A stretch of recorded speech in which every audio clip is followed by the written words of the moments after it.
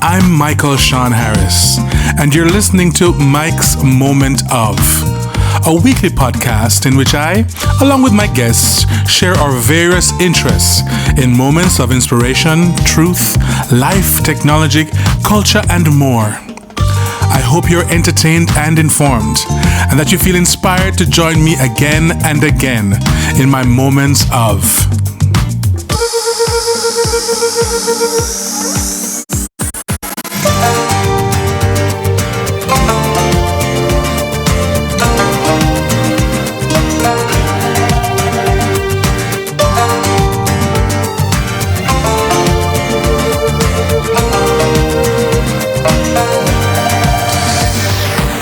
Thanks for joining me, and before we get into this week's episode, I really just want to thank everybody who's been listening, and I want to call out some countries because, I have listeners in Japan, in Australia, in New Zealand, in Kenya, in Nigeria, in France and Germany and Denmark, Sweden, the UK, also Ireland, Brazil, Honduras, Haiti, Trinidad and Tobago.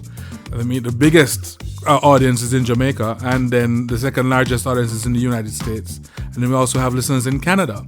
And if I miss out anybody and you're listening and I never call your country, let me know. Send me a message or a comment or whatever.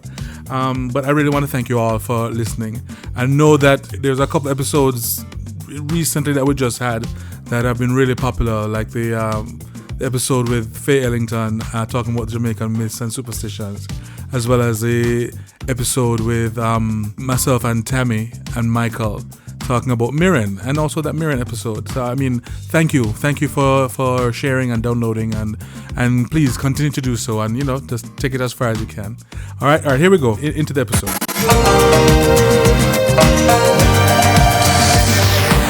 Welcome to another episode of Mike's Moment of, and today we are speaking with Sir Willard White. Actually, it's the Honourable Sir Willard White. Oh my, yeah, oh yes. But his friends, I'm told his friends call him Bigger. So that's right. Yeah, let's start at the beginning. Well, that's going to take more than 40 minutes, then. Good. But we'll try and encapsulate as much as possible. Salient points. All right. So your start with music. What was that? Who were you studying with people, or you're just singing for fun, or what were you doing in Jamaica at the time? Well, up to now, I choose, and I sing only for fun. That's a good philosophy. And well, it's my saving device. But I talking about the moment of so-called discovery. I don't think they're discoveries as such, but revelation in the mirror of the life. The particular day I always sang for myself, somewhat of a performer. I used to jump up on school desks at Excelsior and do a performance of various current pop singers, unwittingly training my ear and my voice. And, we do things in childhood, and then we discover when we become adult that they're either complementary or sometimes we think they're negative, but even the negative is an inspiration to the wonderful positive. Okay. Anyway, so I used to sing a lot. And one day in Mrs. Fitchett's music class at Excelsior, we had been practicing a particular anthem. And I decided I was going to hide between two of my mates and let belt, just really have fun. And didn't realize the distinctive quality of my voice. Okay. And so at the end of the class, it was one of these classes that you'd go to the class and have the music, and then you go over to your next class, biology or science or English or whatever. And so I was leaving the room, and she says, "Willard White, come here." Now, when a teacher says Willard White like that, I figure that I'm in trouble. And I used to try to make myself as invisible as possible. But it worked. One teacher said about me, Willard, you have to realize you are a most indelible character. And I thought at the time she'd paid me the greatest insult because indelible, indelible that I know leaves a stain, you know. Well, the music teacher called me and said, I heard you and I want you to learn this song. You come back and see me after school. So I thought, I was chuffed, but at the same time, I used to think singing was only for the girls. It's just sissy stuff. We boys have better things to do. Yeah. Anyway, I loved singing. So I went back and she started teaching me this aria from Gounod's Faust and in English. Mm. And I learned it and eventually won the competition. And I eventually was offered a scholarship to the Jamaica School of Music, which I thought, it's nice. I mean, it's not the sort of thing I want to do, but it's a nice accolade. It's a scholarship, so I'll follow through and, just enjoy, see what happens. I love singing, so it's okay. Okay. So when you got to the school, and so I did, and it froze again. So yes, go ahead. Yeah. So you went to the School of Music. Yeah. And I met my assigned teacher, Marian Nowakovsky, and he said, okay, he was Polish, and he started teaching me certain things. And I began winning other competitions and winning cups in the festival, Jamaica Festival of Music, so on. And I thought it was nice. And in the meantime, I wanted to be an economist because that would be a real man's job, and certainly not insecure singing. Right. But life is amazing. And I was working at Grace Kennedy during summertime, trying to supplement my living and to also supplement the possibility of university expenses to allay my father, having to fork out money for it. I didn't save very much, but in the process of working in the office, I found it extremely frustrating because I actually wasn't good at it and my heart wasn't in it. Yes. And so one day I was leaving the frustration of work and looking forward to going to a rehearsal with the Jamaica Operatic Society. And it suddenly hit me that maybe I should relocate. Okay. I'm going to move to somewhere else. Maybe this. Thanks for your patience with the audio up to this point. Sir Willard had to relocate to an area in his house and had a stronger Wi-Fi signal. So here we go. Is this better? Yes, it's better. It is.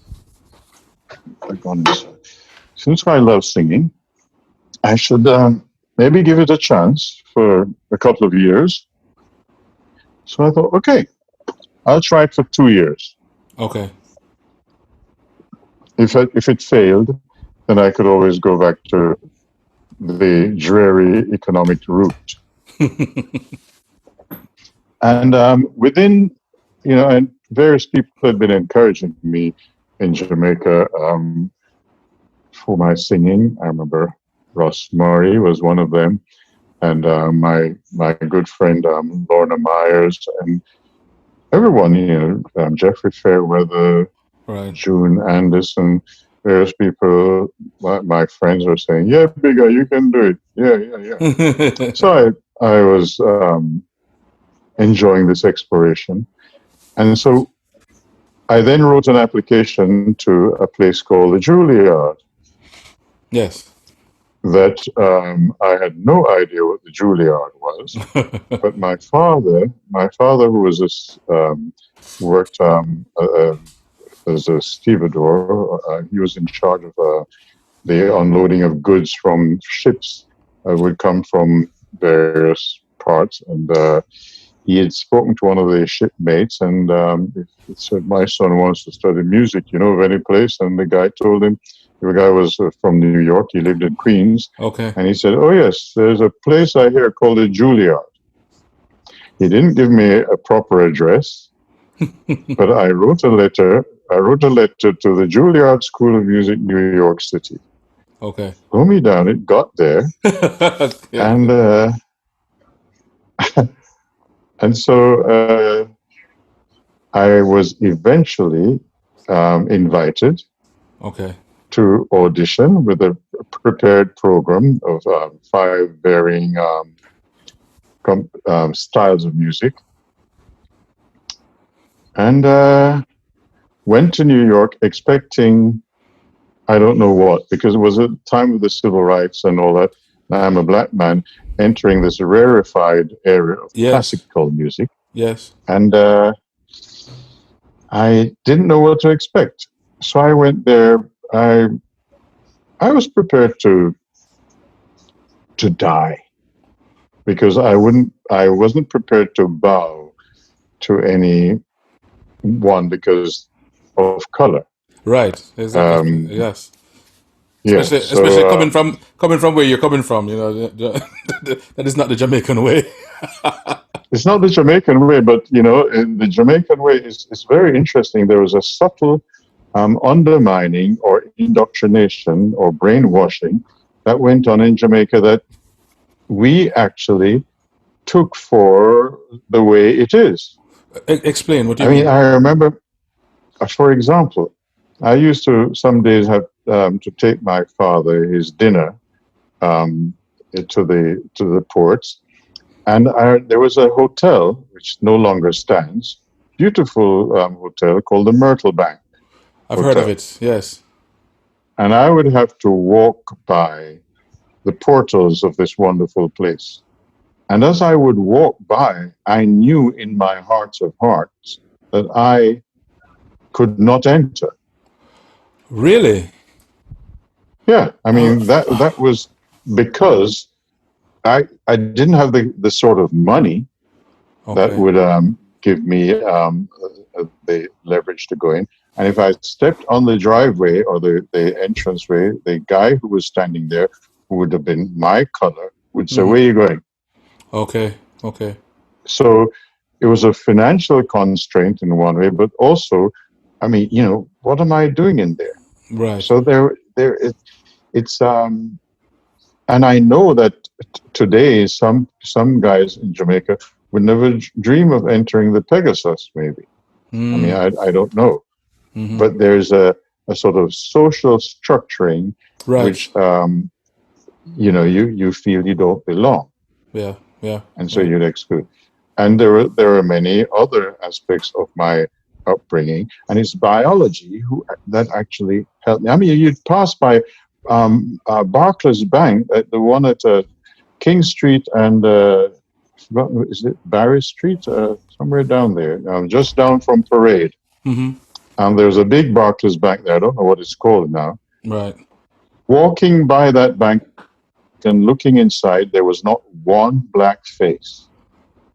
About what year was it? And you also accepted that. This is I'm talking 1950s, late 50s. Okay. I left Jamaica 68, and 50s right up to 60, 61, 62, 63, and so on. I was born in 46, so my experience in Jamaica, I left Jamaica when I was just before I was 21. Okay. But I still had Jamaican experiences even after I left. But right. I'm just trying to give you an idea of the time. Right. Yeah. The context. Yes. Yeah. And by the time I'd sort of delved into biology a little bit and realizing that there's the epidermis and the dermis, and that underneath all of that skin business, we're pretty much the same. Exactly. Yes. So what is this big difference?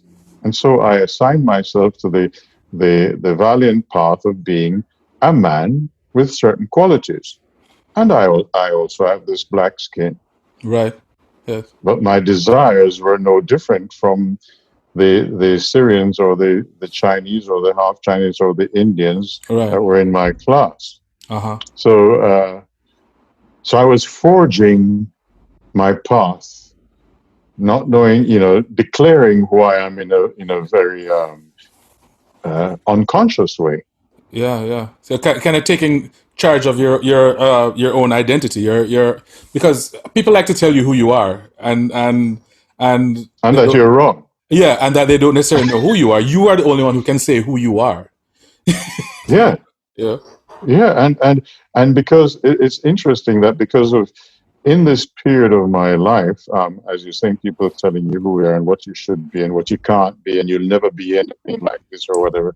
Right. But I don't remember anyone coming to me and said, "Okay, Bigger. Okay, Willard. What would you like? What do you think you could be?" I don't remember that. Okay. I'm sure somebody must have encouraged me in that way, but I certainly don't remember. Okay. I think one of the ones who encouraged me was the teacher who said, "You're a very indelible character, and you need to just be aware of that."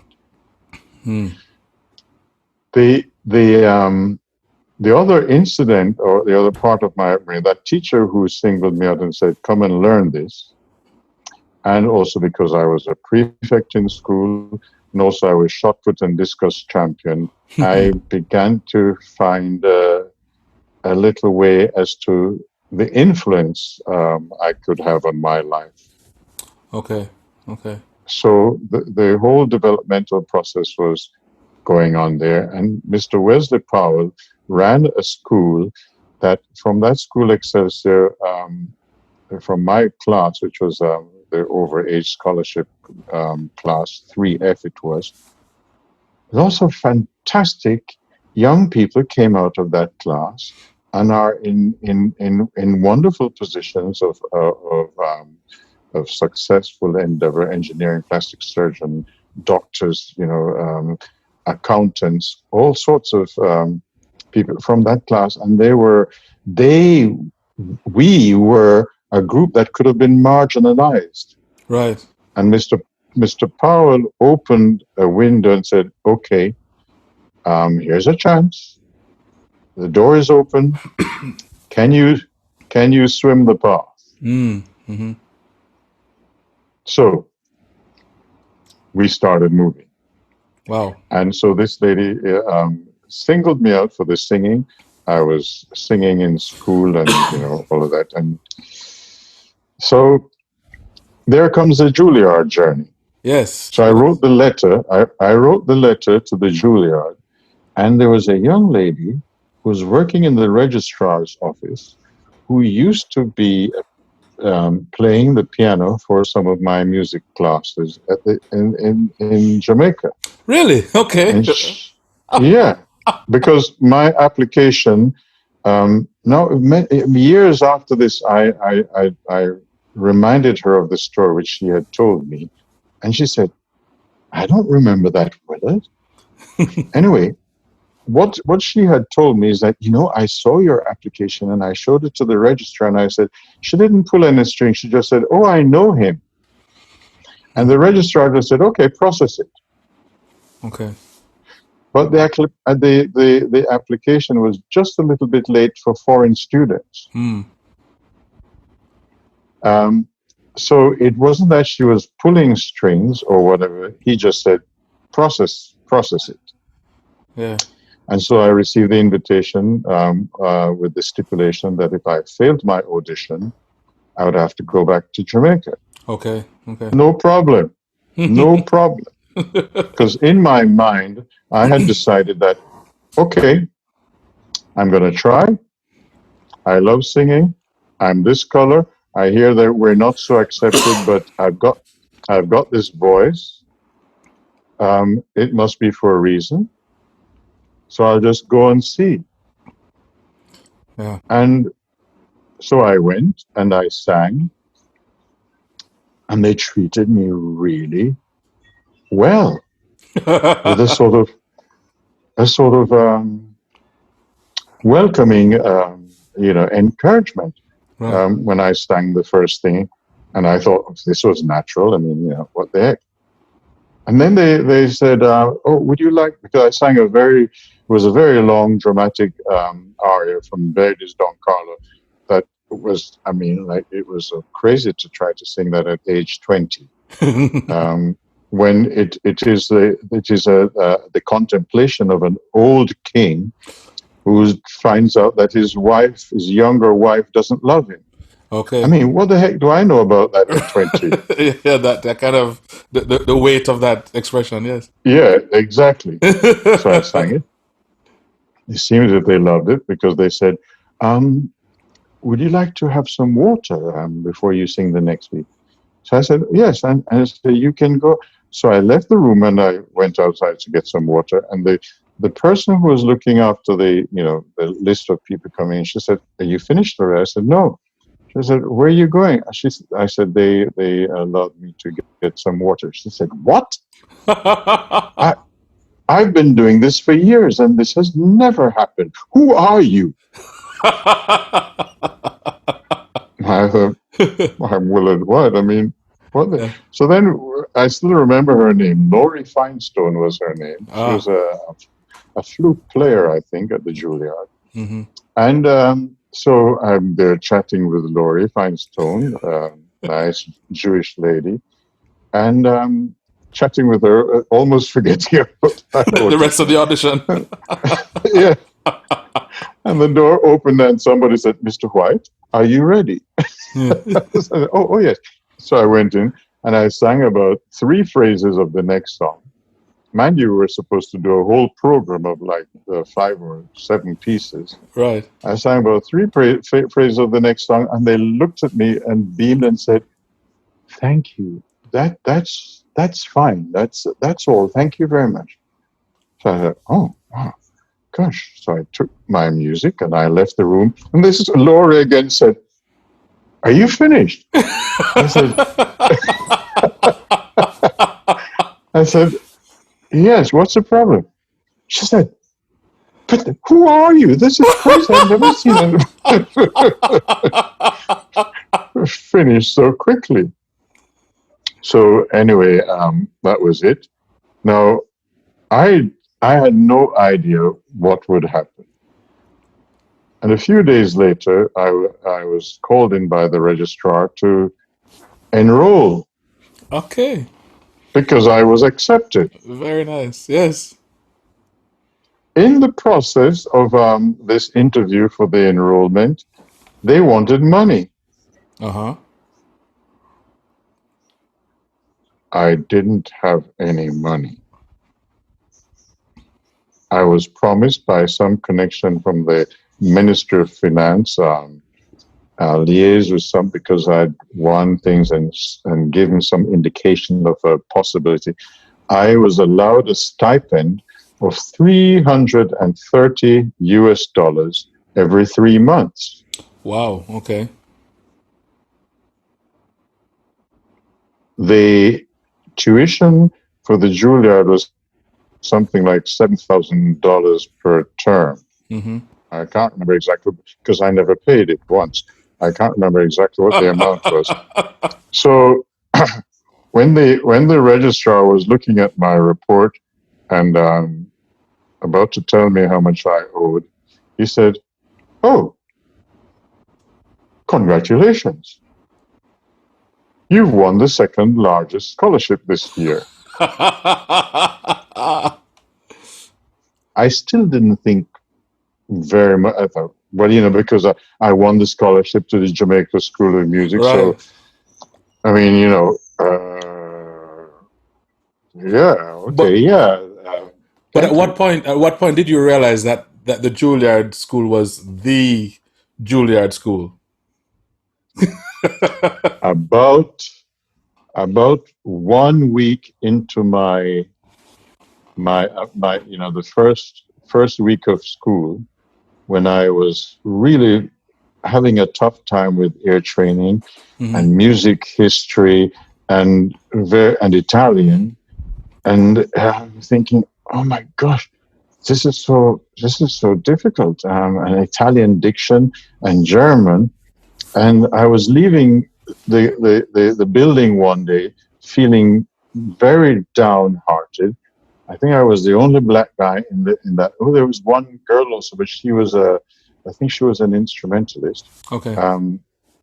And in this group of like 30 kids, and I was leaving feeling quite down, and I heard some instruments. Very faintly, I heard various instruments, like the faculty members are going to have a jam session or something like that.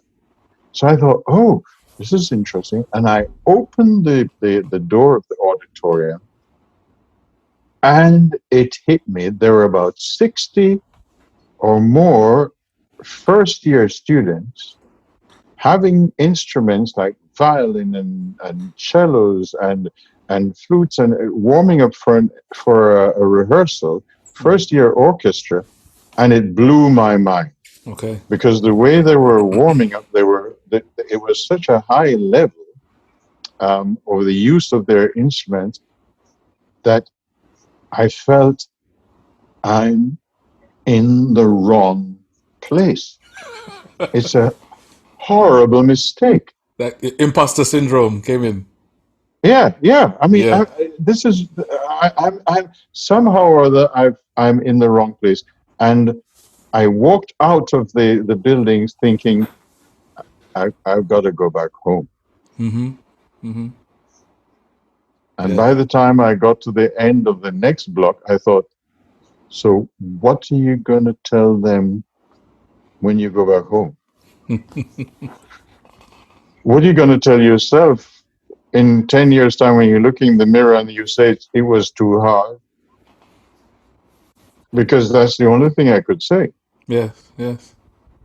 It was too hard, so I've got to give up. And by the time I got to the end of the block, I thought, I've got to find a way.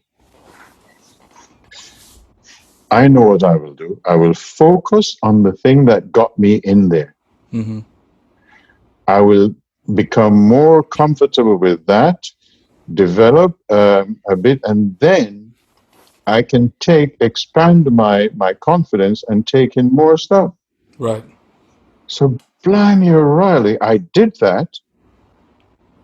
And by the time I finished the first year, I really focused on and I was making good progress in the singing because I was being invited to be in the opera department, which was something that as a first-year student, you don't get that. Okay. So my confidence was being boosted in the singing department. And this was just, I had like 1 year, 2 years of singing in Jamaica. Right. Not very, training, that is, yes. Official training. Right. But, and so as my confidence grew, and then my confidence grew because some of the people in the first year were having great problems because of the pressure of the Julliard and what was expected of them. And, they were having emotional problems. And some of them would turn to me and ask me, to help. How come you're so calm? Mm-hmm. Of course, I didn't have all the words. I told them, well, I believe, and I fuffled around. But I did, it turned out that I did a couple of daring things. For example, in the first 6 weeks of my term at the Julliard, I didn't feel that I was comfortable with my chief professor, the man who was teaching me to sing. Okay. And my throat was hurting, and I asked him about it, and he was telling me stuff about that it's new muscles developing. Now, I know that there ain't no more muscles going to grow down in there. So I said to him, thank you, deciding in my mind that I would never open that door again. Yes. I didn't know how I could achieve that. Mm-hmm. But I immediately walked out of there and I went to the dean's office. And the secretary stopped me and said, "Have you got an appointment?" I said, "No." So, "Well, you cannot come to and see the dean. What's your name?"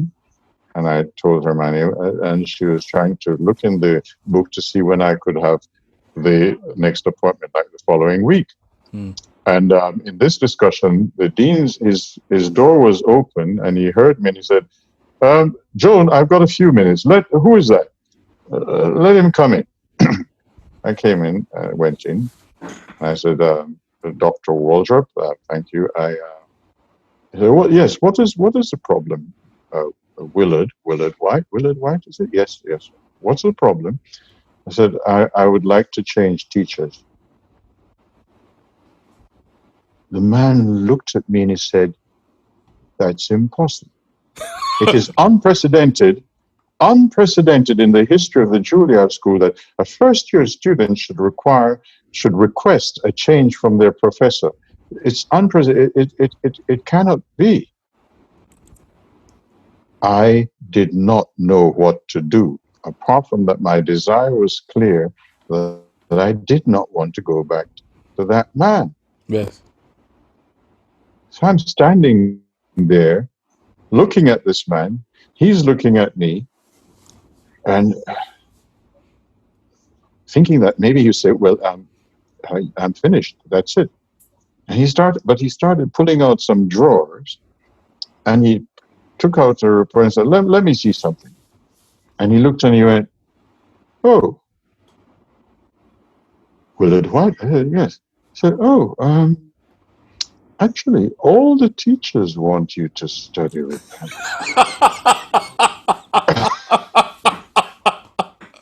This is unusual. So he said, "Come back and see me. Don't discuss this with anyone. Come back and see me tomorrow or the day after." So I went back and I saw him, and I was given permission to audition the teachers to see which one I would like to have teach me. I love that. Crazy. That's amazing. And so it started. It started from, this is unprecedented, impossible. At first, never in the history of the Juilliard, somebody, impossible. And then the change. Yes. So yeah, go ahead. I would say all of what you've been saying in my head, this Jamaican saying, this is just there running in the undercurrent. What is for you can be on for you, because everything just seems to be lining up in the way you need it to be going. Now, what is it that does that? Intention, is it? There are several things. There's intention, there's belief, and accompanied by all that, you need to have the potential. Okay. You need to have the qualities to fulfill your dream. Yes. And very often the dream is not inspired without some internal sort of movement. I feel that you can actually do this. Mm-hmm. Now, I had doubts because of my color and all that sort of stuff. I didn't know, but I said there must be a reason why I have this voice, why I have this desire, why I have whatever, right. Why I'm here, why they offered me a blooming scholarship. Yes. So I was walking the path, and a lot of people say, "Oh boy, you had it so easy." It wasn't easy. Mm-hmm. Mm-hmm. It wasn't easy. And I remember, okay, I'm settling down in this thing, and I chose my new teacher, and came another big shock, and it was my Jamaican background, the way my family, that I grew up with my family, which I would not label it as ideal. But there were instances in my life that I see now as training grounds for the present that I was living. Okay. Because a couple of years after that, when I joined the opera group, and I was singing one day, and there was a famous singer in charge of the production. I was singing, and I thought by this time the Julliard had moved into a new building, and the theatre, big beautiful theatre, I think called the Alice Tully Hall. Oh, the Alice Tully Hall, and then there was the opera. There were two theatres down there. I was in the opera theatre, and I was singing, and I felt so good with myself that I thought that the walls of the Julliard were just vibrating, uncomfortable. The building could actually, suffer some cracks, right, because of the vibration of my singing. Yes. So I felt good, and came to the end of the aria. The man who was directing jumped up on the stage. He was a little bit taller than me. He was a famous Wagnerian singer who had retired, and he hit me in the chest. And I don't, as a performer, I don't know what is your performing major? It's Me? You. I'm yeah. a singer actually. I'm a singer as well. You're a singer. Yes. Oh boy. Yes. So imagine you feeling good, right? Yes. About something you sing, and you finish singing, and your teacher comes up to you like nose to nose and hits you in the chest with his knuckle and says, "What are you doing? It's all locked up in there. Nothing's coming out. It's all locked up in there. What are you doing?" Wow. Green out of Jamaica, not 3 years properly. Yes. This internationally renowned singer, who knows what he's talking about,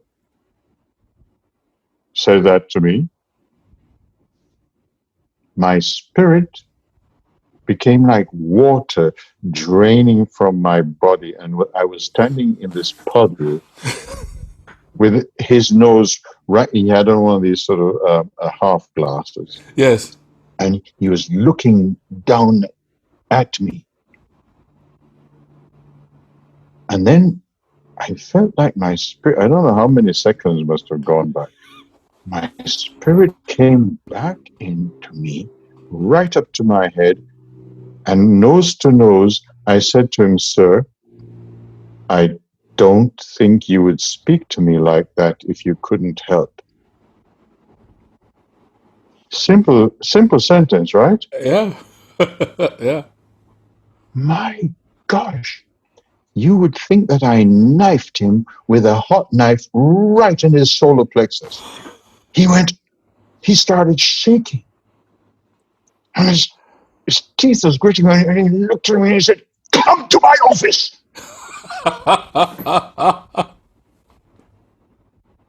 If you're summoned to somebody's office in that tone, I figured I was going to get the riot act read to me and I would be out. Yes. Went to his office. He was sitting in this big chair, comfortable. And then he said, started telling me about things about me which I didn't know, which were actually untrue, that I didn't get along with my colleagues. I'm this and I'm that. And I'm looking at him saying, this doesn't make any sense. But, he's the boss. Yes. And then he said, "Who is your teacher?" And I told him. He said, "Are you happy?" I said, "Well, sir, you just told me this. I don't know. What do you want?" I said, I wanted to be happy, and I wanted to come out. He's looking at me intently, and they said, "Okay, I know of someone who would possibly help. Come back and see me in a couple of days." Went back, saw him. He gave me an address of an organization that he knew of. And said, well, sometime you can write them and sing for them and see what happens. Blew me down. I sang for this organization, and I was awarded sometime later $10,000. That I was stipulated that to use it only for professional development. Okay. The interesting thing is that I learned after this experience that this man had said similar things to other people who cried, who decided to give up, who had nervous breakdowns, who had all sorts of things happening there. I stood there like a fool and said, if you couldn't help me, I don't think you'd talk to me like that. The reaction. So, yeah. Yeah. And that was a very important turning point for me. It was powerful. Which, around that time also, I decided that I would, this other challenge, the new teacher that I chose, when I sang for her, she leaned over the piano and said, so then, who told you you could sing?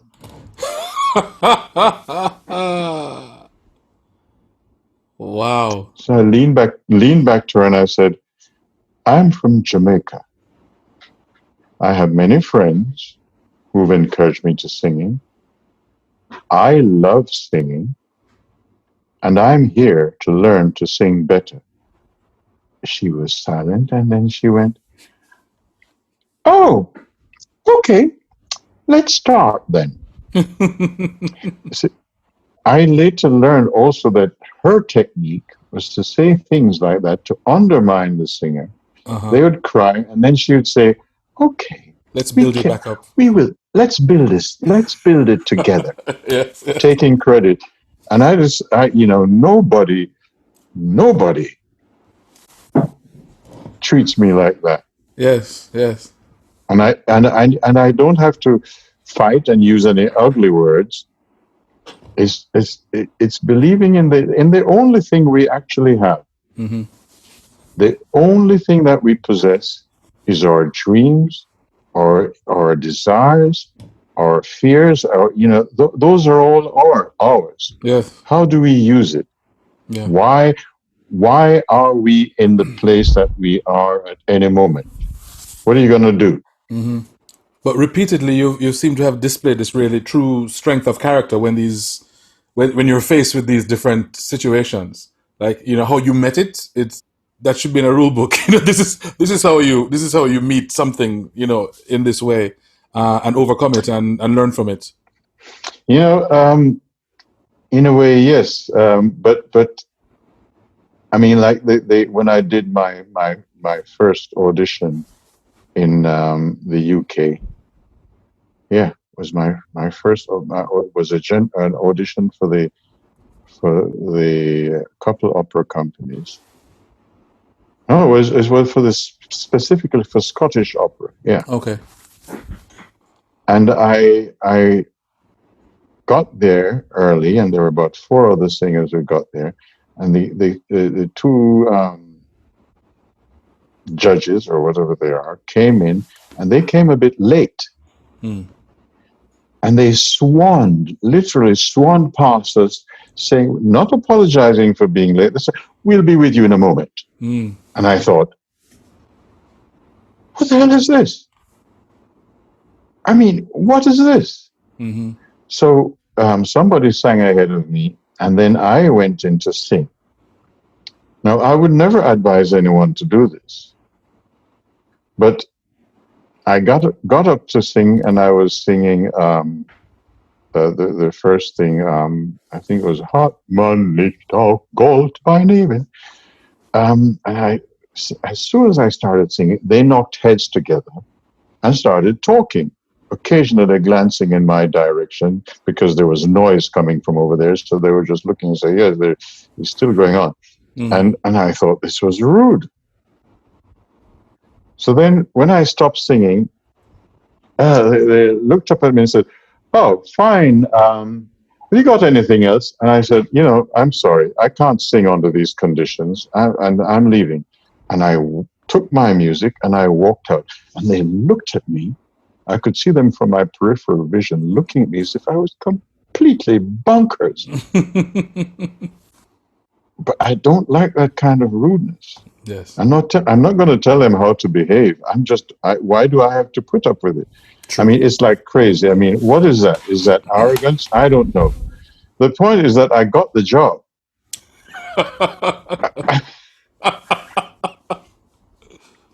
I got the job, and also in I don't know, it's crazy.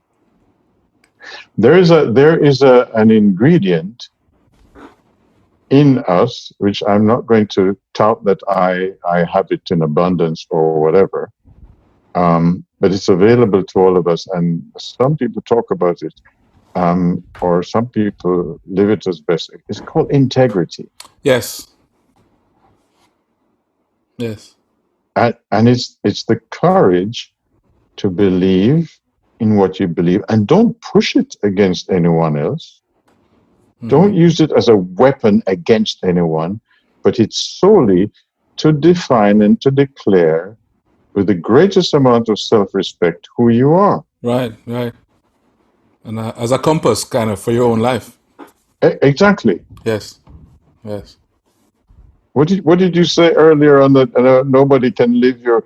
It's only nobody you who can live. Can say who you are. Your life. You can define you. You can define yourself. Nobody else can. Yes. I don't even know if I can do that. People have asked me, said stuff about. I said, I'm going to be really honest with you. I have a good idea of who I am, but I really don't know. It keeps changing. Mm-hmm. I mean, like right now I'm talking to you. It's almost a different energy that comes into operation, and we create a different reflection with each meeting. Yes. So and also I find that I sing a piece, or I'm in rehearsal, and it feels I cannot sing the thing the same way twice. So it's never written down clear. That's who you are. That's my interpretation of life is continually being refined. Mm-hmm. So if I know, I block it. Yes. In a way. And it's a sense that you can't remain stagnant, because once you're not evolving and once you're not innovating and progressing, you might as well stop. You're dead. Yes. Yeah. So you really have to just keep on exploring, and because there's always more to learn and to experience, and you have to be open to that. Yeah. It's so when you talked about that the imposter syndrome when you went to Julliard. I went to Berklee College of Music in Boston. Oh, yeah. And I had Good place. Yeah, and I had that same imposter syndrome that first week I was there. I remember I wrote a letter to God, actually. I was like, why am I here? What? But it turned out to be the best experience, one of the best experiences of my life, being there. Yeah. So, yeah, brilliant, just wonderful. So, who would you say some of the people who have been of greatest influence to you on your path? Career-wise, learning, just life generally. I think maybe everybody. Everybody. But in a really funny way, I remember when I was 13 years old. That's actually what got me on this path really fully. I remember I was 13, beginning to feel a little interest in the girls, on a romantic sort of dream, and also feeling very inadequate. And I remember I was at home and I was being I was being told off, or had been told off, for about the 567th time that week. And I didn't feel good. And I had known this place before, this place of inner disquiet that I could never open to anyone else because there was no one to open it to, and they wouldn't listen because I should be behaving in another way. What's your problem? So I remember sitting under this blooming coconut tree at the end of the garden with my stomach in a knot. And I looked across the way, and there was a young woman over there, you know, seeming happy, carefree. And I said, you know, why can't I be like that? And why can't I be like, so I don't want to be, I can imagine myself at 30 with this knot in my stomach, still with this heavy cloud over my head. I don't want that. There must be another way. And in the silence, after saying there must be another way, I heard a voice in my head that said, sing. And I thought, bullshit. You know, I only sing when I feel good. There must be something I can do. Oh my gosh, I really feel it. And the voice came back again, same tone, no pressure, sing. And I thought, what is that? Where did that come from? And I started singing. Smile, though your heart is breaking. Smile, even though it's aching. Maybe you'll find life is still bloody hell. The thing grew, transforming my entire being, all my feet. Now, I'd sung many times before, and as I said, you only sing when I feel good. Right. But being in touch with this as I wasn't even using it as a device. I had this instruction, so I was going to sing. It became a device, and it was actually through that, with the building of that song, with the observing how my energy was completely transformed, how I began to inhabit a place which was indescribable by ordinary words. It was a vibration. It was a new life that I was in. And then it became like a weapon I could use, you know, without directing, without calling any names. I could smash somebody with my mental direction, the focus. And I thought, wait, hold on a second. It's not for that. This is the arm that I've been looking for to put around my shoulder and say, it's all right. It's okay. You know, there's a way, and you find a way. Let's work together. Listen, you don't have to be like this. Yeah. So this was the advisory council that I was looking for, which didn't come in words. It was the utilization, the making connection with my energy. And so the negative element, in its transformation, became a positive element. And so in my life now, that's what I think the negative is for. I mean, we see it in electricity. Right. You have two wires, basic two, what they call one negative and the other one positive. Yes. And if they meet at the wrong place at the wrong time, you have total chaos. which is like what happens in our lives when we're going, I'd like to do, oh, no, you can't do that, because if you do that, all this going to happen. Yeah, and then it's all this, whereas if you isolate Mm-hmm. the one side, the negative side, and you isolate the positive, and the positive is all, the positive that we require is always exactly to the opposite of the negative that you're feeling. Right. So you don't have to look for the solution. It's there. Right. It comes together. Yeah, it's you acknowledge that this feels horrible. What is it that I can do to not feel horrible, to feel fantastic? Well, got to stop telling that lie, or whatever.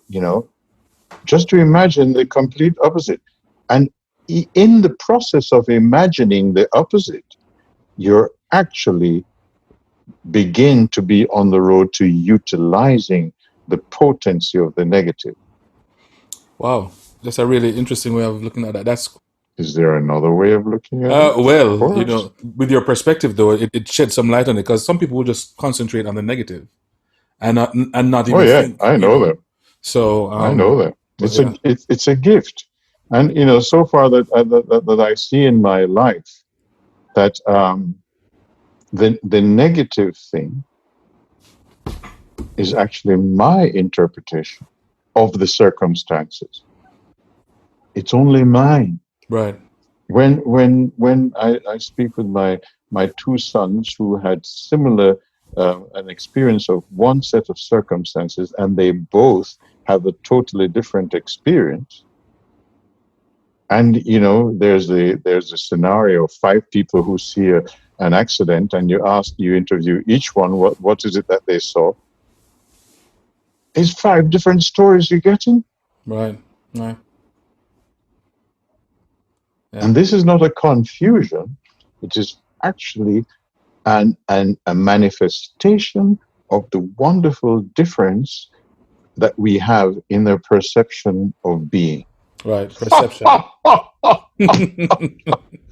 It's amazing. Yeah. It's wonderful. Yeah. And what's also cool is that you can work to alter your perception, because if you're doing, if your tendency is to perceive things in a particular way, I mean, the work can be yours to go, okay, I've analyzed how I'm looking at these things generally, and it's not working for me. Let me change. Listen, man, I tell you what, in my first 3 years in New York, I had some experiences, and I thought, you know what? If I were back home, this sort of stuff wouldn't happen. I can't wait to get back home. Yeah. I mean, no way that, I just can't wait. After 3 years, I had enough money that I could actually fly back to Jamaica. Hey, bigger! Hey, Willard, how was it? Nice to see you, man. I said, yeah. I'm home. I mean, I feel comfortable. 4 days pass. Mm-hmm. Everybody start doing their normal thing. I got to go here. I began to feel the same conflicting, energetic experiences that I thought would never be experienced in my home. Right. Same thing that I would find over, and I said, and then I had to say, wait, hold on a second, just wait.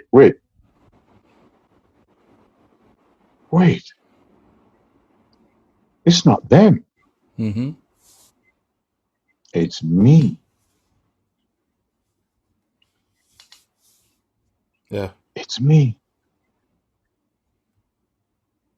That was a huge turning point of taking responsibility for my experiences. Yes. So when you asked me earlier, who is it or what is it, or it's very hard to me to say, because I had many inspirations. Okay. I mean, there was one guy who taught me a hell of a lot. And to this day, I don't even know if he realized it. I'd been having a tough time in the Julliard. I was singing, and I wanted to sing opera. I chose to sing opera because I thought at least I could sing it for a long time, you know, pop singing, you know, all that screaming, all that. And my type of voice doesn't really fit the pop music of the time. So I don't think so. Yeah, classical music, I still get the same buzz from my connection with the song that I would get singing one of the Drifters songs or whatever. I still got that energetic lift, so why not? And one day I was watching a performance, I think it was La Clemenza de Tito, that the Julliard was putting on, student production, and I wasn't a part of it, and I was watching there's a guy singing, two guys singing on the stage, and I sat there and I thought, two white guys, and I thought, I can do it better than that. I mean, that dramatic situation that is being depicted there, I don't get it. I can do it, but I walked out of that theater and I went to study. And I remember I did an audition. This is about 1970 now. I did an audition for summer theater because one of my white buddies told me that he was going to go on audition, and it was for the Lake George Opera. Okay. No, it was for another one. I sang for them, and all my colleagues, I think there were three other guys, sang. They got jobs. I didn't. And I remember I went back to the Julliard, and I was sitting in the cafeteria talking to three or four of my other black guys that were around from different, persuasion of the music, and I told them my experience, and they very quickly, clearly told me that I shouldn't expect anything else because, you see, when you're black, it's all stacked against you, see, Willard. So you just got to. And I listened to this, and I don't remember agreeing with them. And I got up from the table, and I went, that day I remember distinctly, I went straight to the fourth floor. The fourth floor was where all the practice rooms were, with each one having a piano. Right. And I found a room that was vacant, and I started studying, trying to sing like how I could sing as best as I could sing. And I did that for about the next 6 months, almost every day, trying to find and discover. And then I applied for an audition, didn't tell anybody. I did the audition, got the job. And when I would go back and I told them that I got this job, they want to know who got it for me. What did I have to do to get it? And I said, no. I sang, and the man gave me the job. Mm-hmm. And since that time, I've done maybe half a dozen auditions in my blooming life. They come looking for you. You don't have to go look for them. I'm still not absolutely sure how it works, but I know that the belief and the commitment to what one is doing and to equip yourself as best you can. Yes. And if you have any negative experience, investigate and find out what is the source of that and what can you do to alter it. Right. I have some mentors who are always saying exactly what you're saying. Take responsibility for your own thoughts and your actions, and also that you take yourself with you wherever you go. And so your experiences that you're having in one place you're going to have that experience anywhere you go. So if you need to change Yeah. something, change yourself. Change your attitude. Yes, yes, yes, indeed, indeed. And even if you don't know how to change your attitude, decide that it is possible to have another experience. I'm tired of this one. I don't know how it's going to go, but I don't want this anymore. I want the opposite. It starts moving. Is it Paulo Coelho? I think universe conspires to give us our desires, and so Yeah. once you've changed what you desire for your experience, then things start moving in that direction. Yeah. I mean, the one that impressed itself upon me very clearly was Goethe, who said a similar thing. It was an English translation that I was reading, but he described it as one of the most not destructive, but interfering element in the journey of man's discovery is one important aspect, the decision to have a dream and then decide that the dream resonates with you, and then decide that, yes, I would like to fulfill this dream. Is the decision, that's the operative point. Yes. And then he says, all manners of providence begin to work in your favor to assist you to manifest that dream. Same Yes. thing you're saying. Same thing, yes. Yeah. Yes. And then towards the end of the thing, he says, whatever you conceive of, whatever you can conceive of, begin it now. And I think that's where the Nike slogan comes from. Yeah, just do it. Just do it. Yes, yes, yes. Yeah. Yeah. Wow. So did you have much experience with the Jamaican classical music scene, or did you just leave kind of early and you didn't really have a well, I mean, apart from the competitions you were doing? Well, yeah, I had some. It was also interesting in the Jamaican music scene, so because I joined the Amateur Operatic Society. Well, actually, I did a pantomime. Okay. Once, Queenie's Daughter. Who wrote that? Who wrote that one? It was one of those things, with Randy Williams and Louise Bennett put together, and Marjorie Wiley. Right. I think it was in contact with the music, or was Sid Thorpe Beckett. I don't know. Putting the music together with a little chamber orchestra. Right. And I had a part in it. And then after that, I did Gondoliers with the Amateur Operatic Society. Now, the Amateur Operatic Society was another one of these, because it was made up mainly and largely of English teachers, professors who, so they get together, and some Americans get together to make some music. Okay.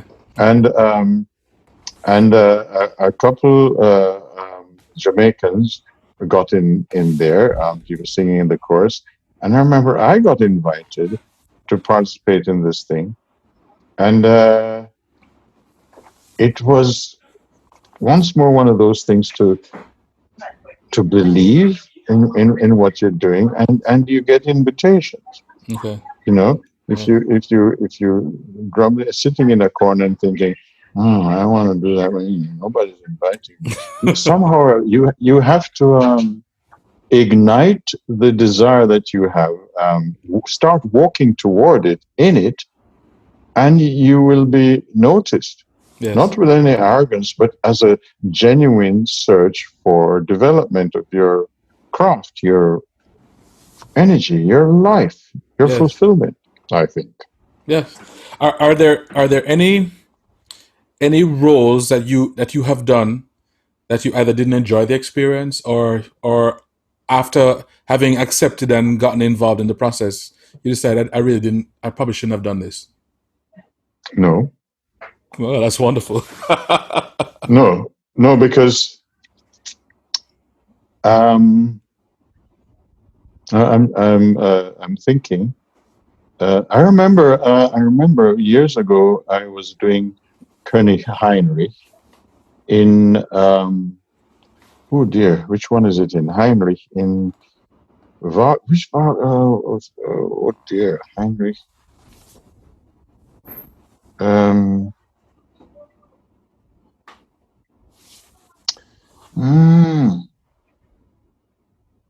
Anyway, I thought it was too high for me, Okay. and I was struggling a bit. But then, as I thought it was too high for me, I figured that what is too high for me? It doesn't hurt, but there's a way to sing it because other people of my voice type, the timbre of my voice, did it.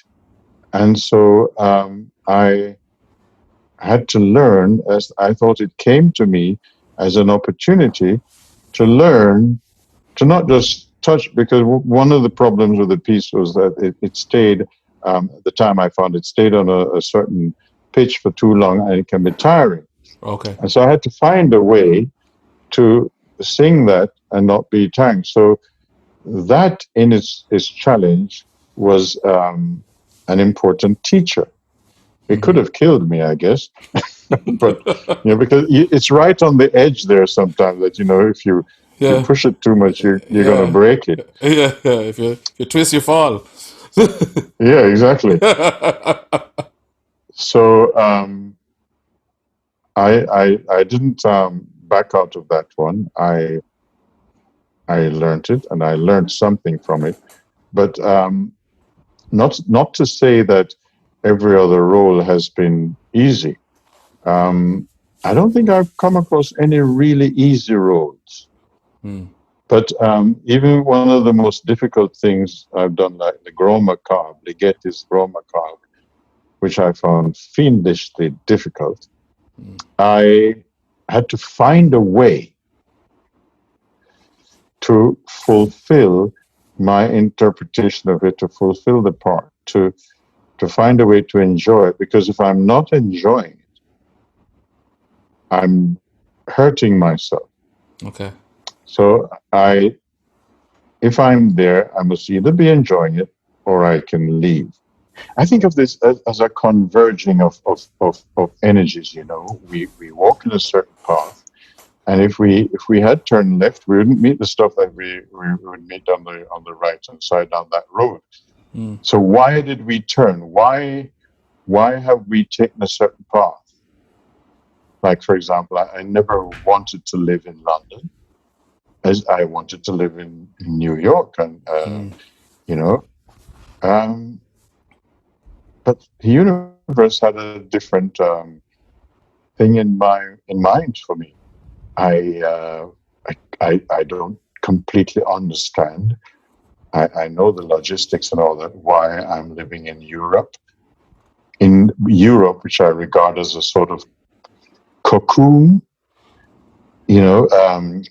there's so many things readily available, and a lot of people who grow up in Europe have expectations of how life should be.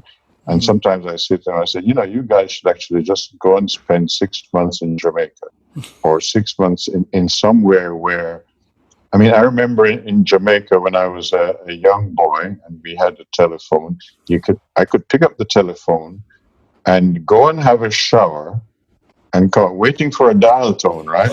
Because the exchange wasn't so equipped to that, instant dial tone. Right. And various other things that you learn to wait for. Right. In Jamaica.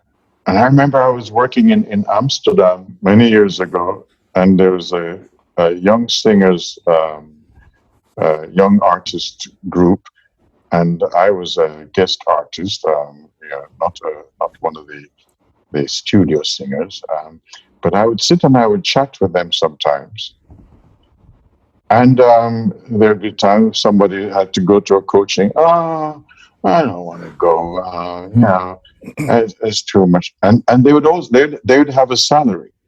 they'd get paid for the privilege of being in this group, so they would be paid a certain amount of money, and sometimes they would get smaller roles, and they'd get these extra coaching. And a lot of them was, it's so boring because they have this steady money. And I say, you guys, you have it so easy. You have no your longing is so jaded by availability of so many things. You're very rich and lucky. Oh, well, and actually, none of them are singing today, or even had a career. Yeah, funny. Yeah, in a sense, sometimes because of that availability, readily, things you don't appreciate things, but you're not as grateful for certain things as well either. Yeah. I remember at the Julliard, some of my white colleagues would tell me, well, I'm going to specialize in Baroque music because I like Monteverdi and I like the or whatever, or I'm going to be a Mozartian singer, or I'm going to, and I felt I could not participate in any of that because, first of all, I mean, none of those things really have an open door for a black man to specialize in. At the time, I felt that was my perception. It might have been a complete lie, but that I told myself. But that was the atmosphere that I knew or felt was prevailing at the time. So I said, I cannot afford the luxury of just singing only this. I will sing whatever I would be invited to sing, provided it was suitable to my voice. Okay. Now, what's interesting to me, as far as I know, none of those specialists ever had a career. Yes. Because it's like you close the door, you narrow your scope before you even have a scope. Yes.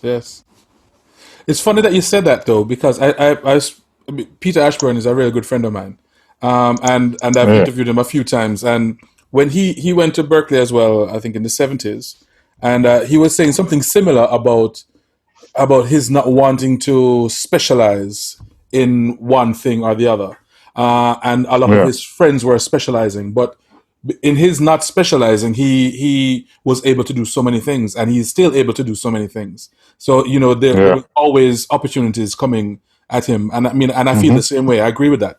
And even my students that I teach, because I teach at Edna Manley now at the school. Yeah.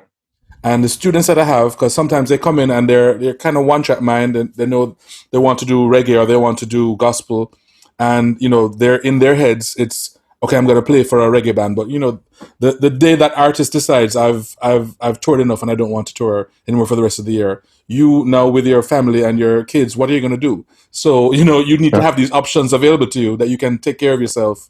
Because for me, that is what success in music it looks like. It looks because when you're consistently able to take care of what you need to do. It doesn't have to be that you're on the cover of Billboard or whatever. You're making a living from your art, from your skills. Yeah.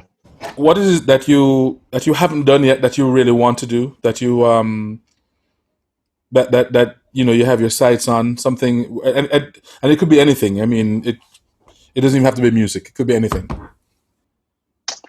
Yeah, it's so funny. You guys, all people in interviews, always ask that sort of thing. You've made it wider than than anybody before, but it's really strange that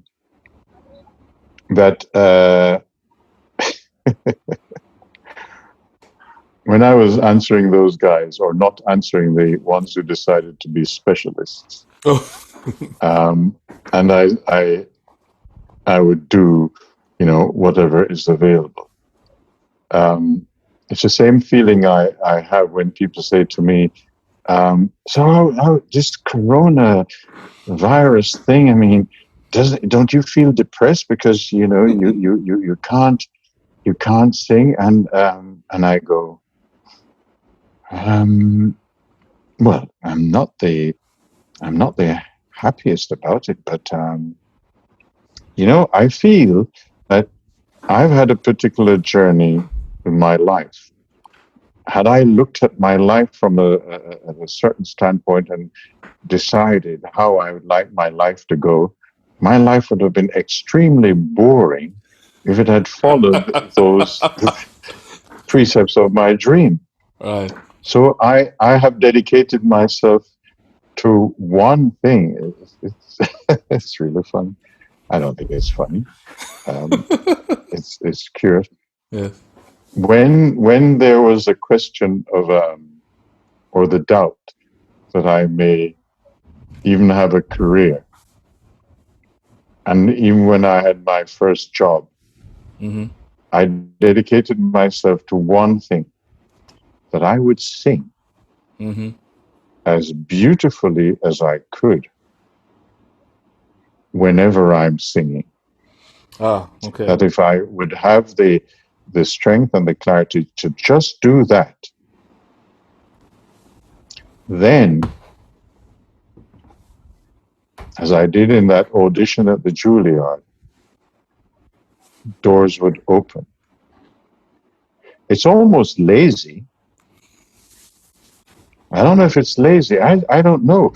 But I've asked of roles that you'd like to do that never been done. I stumble, and it's one way I think, or maybe I'm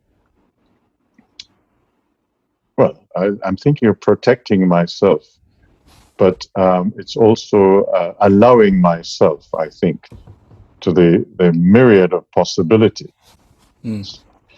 Because I remember a few years ago when a particular intendant was taking over a well-known theatre. I had lunch with him, and my wife was actually there. And he'd said, so Willard, now we're going to be doing this and this and this and this. What would you like to do? And I mentioned one particular thing to him, and he said, yes, that's nice, but these people here and the way they think of this and so on. Maybe that wouldn't be such a good. So there's always that. So, last year I was in Salzburg doing, very often I'm the father of somebody or the king or whatever, or a brother, and my brother never looks like, or my daughters never really look like me. Right. And so in this particular instance, I was the one king who had two daughters, and they were both white. And at a certain time, they were exiled because their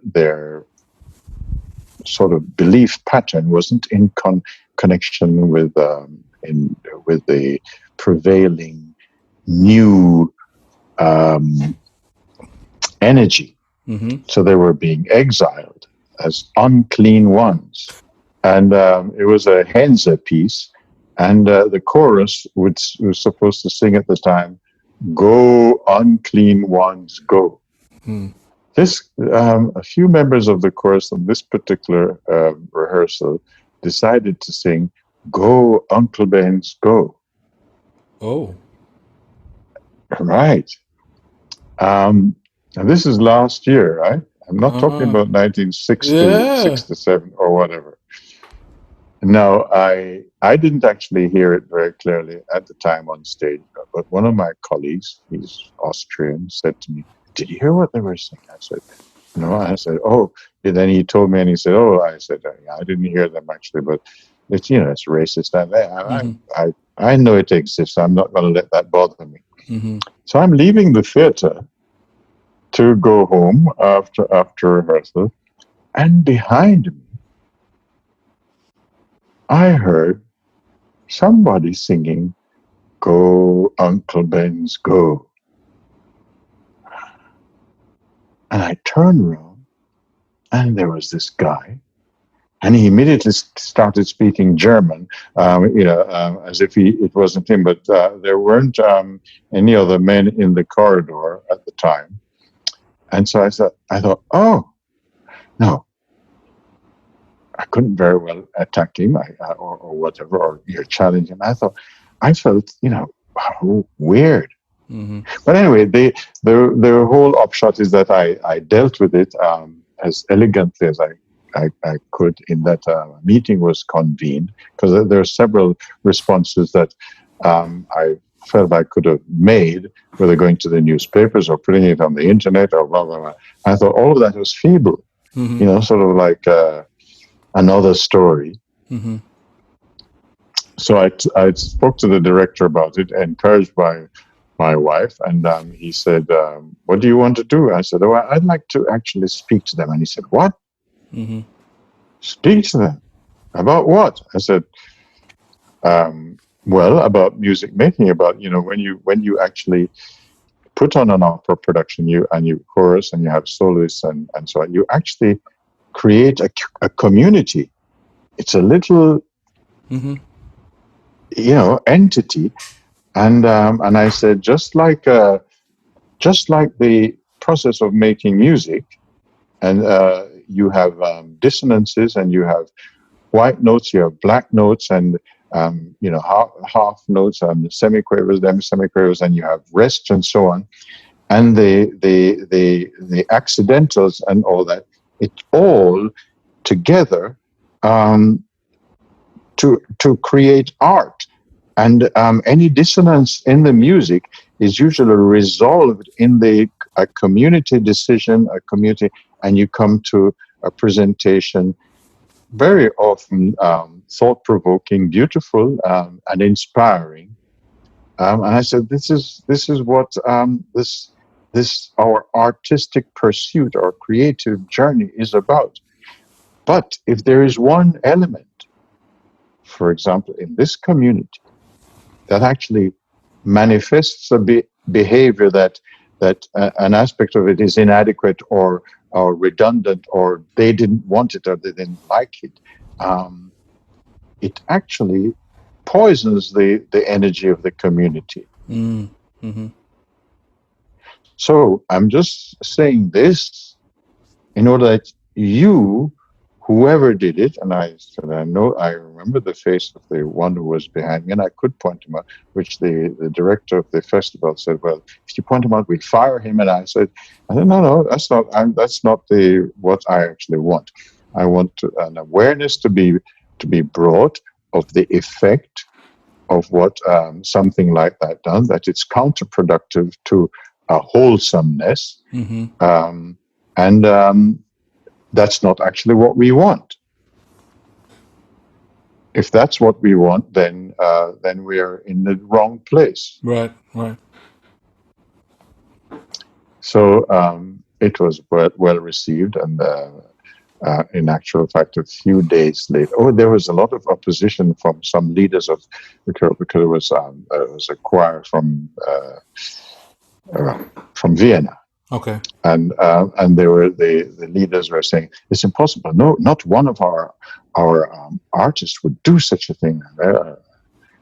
But 3 days later, approximately, these same people who were protesting came to my dressing room with the culprit, who actually decided to confess. Okay. And he came bearing an apology. And saying that, and they asked me, what did I want to do? I said, I don't want to do anything. It's if he apologizes, it's interesting. I could have said, that he should stand up in front of the whole company, but I didn't want to make a big performance. Right. Okay. So that was how that was dealt with. But the reason I'm saying this, I don't even know if there's a reason. It came up that I'm walking a path, and this sort of stuff. Oh yeah, the reason is that Sometimes if I decide to that I want to do a particular popular role in opera, because I was told quite violently once in Munich that I have no right to be singing any other role apart from Porgy and Bess. That's Yes. sort of thing. Yes. So in a way, as I mentioned, maybe to protect myself, I choose to be available, and if they're courageous, like when Simon Rattle and the X Festival asked me to do Wotan in the Ring, for example, because I know that there are many factions who would resent the role of Wotan be interpreted by a black man. I remember the first time I explored it in Scotland. There were demonstrations in front of the theatre every night. With people holding up placards, "Is Wotan black?" and all that sort of stuff. So I allow myself to be free to sing whatever they're courageously enough to invite me. And so I've had a full schedule of performances for many years. Yes. Universe provides. Yeah. Indeed. Yeah. So therefore, you see, this is a long roundabout answer to your question. I think that my journey has been the universe providing, because I have served a particular energy and intent and so on. And I don't see why it shouldn't go on like that. Absolutely right. Of course, I think it's also important to have a dream, a particular dream. But I also notice that when I have a dream, or anyone has a dream, it is toward the end of feeling good. Yes. Everything we look for is the yeah. So I start there with the yeah. With the yeah. So okay. open the yeah. I love that. And so open the door for yeah. So I don't have anything to complain about. Great. But I mean, I think actually, the thing that I might complain about is the ones who complain. Yeah. But that's kind of like fuel. Then I just observe. That's kind of like fuel to your fire, anyway. I mean, sometimes it's like the energy of kind of putting it in their face. I think yeah. So complain. No. It's I've told them that, because singers are people are so busy complaining a lot of the time, and I figure that if somebody comes complaining to me, I feel defensive immediately. Because maybe I've done something wrong, or maybe they've misunderstood, or whatever. So instead of complaining, I say, devise a question to ask if what you interpret as is going on is actually correct, or and if it's correct, then what's the reason behind it? And usually a satisfactory conclusion can be reached. Instead of somebody being, why are you doing that? That is really rubbish. I say, you ask, and you get another result. Right. I feel. Yeah. So yeah. Okay. I reduce complaining. Great. So, Sir Willard, I think we're gonna wrap this up. I mean, it wasn't as you had originally said. I'll do this quite succinctly, but I'm so glad you didn't, because there's so many life lessons in that. Was succinct. Okay. Maybe we need to meet again because the stories started coming out toward the end. But thank you so much. I'm sure that the things that you shared, there's going to be some people who will listen to this and will make a great impression on their lives and their journey. Because especially with my students, I'm sure. There's no maybe about this because I know it, and I really appreciate your taking this time to talk with me for us to have this discussion. I really enjoyed this completely. Oh, thank you. Enjoyed talking to you too and meeting you. Yeah? Yes. Yeah. Well, may you continue on a good path. Thank you. I appreciate it. Thank you. All right. Enjoy the rest of the evening. Thank you.